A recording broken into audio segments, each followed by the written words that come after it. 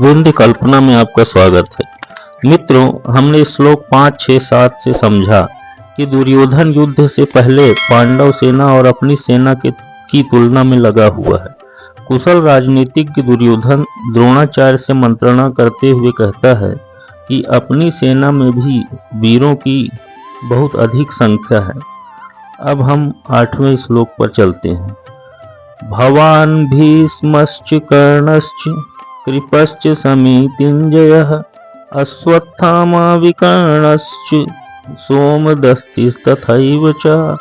श्लोक के कुछ संस्कृत शब्दों को समझते हैं। भवान यानी आप, च यानी और, कृपा यानी कृपाचार्य, सोमदत्ति यानी सोमदत्त का पुत्र, एव यानी निश्चय ही। इस श्लोक में दुर्योधन अपनी सेना के उन योद्धाओं का वर्णन करता है जिनके समान कोई दूसरा नहीं है और वे कभी किसी से नहीं हारते, जैसे द्रोणाचार्य, भीष्म पितामह, कर्ण, कृपाचार्य, अश्वत्थामा, विकर्ण, भूरिश्रवा आदि।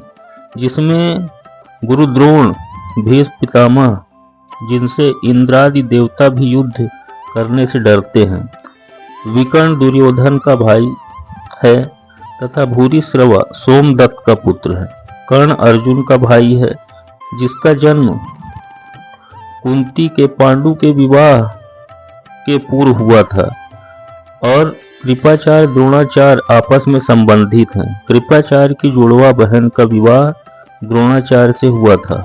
अब हम चलते हैं इस श्लोक 9 पर। अन्ये च बहवः स्त्रूरा मदर्थे त्यक्त जीविताः नाना शस्त्र प्रहरणाः सर्वे युद्ध विशारदाः। कुछ संस्कृत शब्दों के अर्थ समझते हैं। अन्य यानी अन्य सब, बहवः अनेक, श्रूरा यानी वीर, मदर्थे का मतलब है मेरे लिए, त्यक्त जीविता माने अपने प्राणों का त्याग करने वाले, प्रहरणा से युक्त, युद्ध विशारदा युद्ध में निपुण। 9वें श्लोक में मंदमती दुर्योधन द्रोणाचार्य से कहता है, मेरी सेना में अनेक कई ऐसे वीर योद्धा हैं जो मेरे लिए अपने प्राण भी दे सकते हैं और युद्ध भूमि में लड़कर अपने प्राण भी देना चाहते हैं।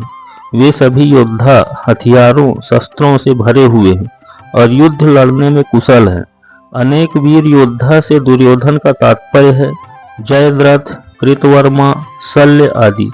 ये तो निश्चित था कि ये सब दुर्योधन का साथ देते युद्ध भूमि में लड़कर मारे जाएंगे, पर इन सब का साथ होने की वजह से दुर्योधन के मन में ये विश्वास था कि जीत उसी की ही होगी।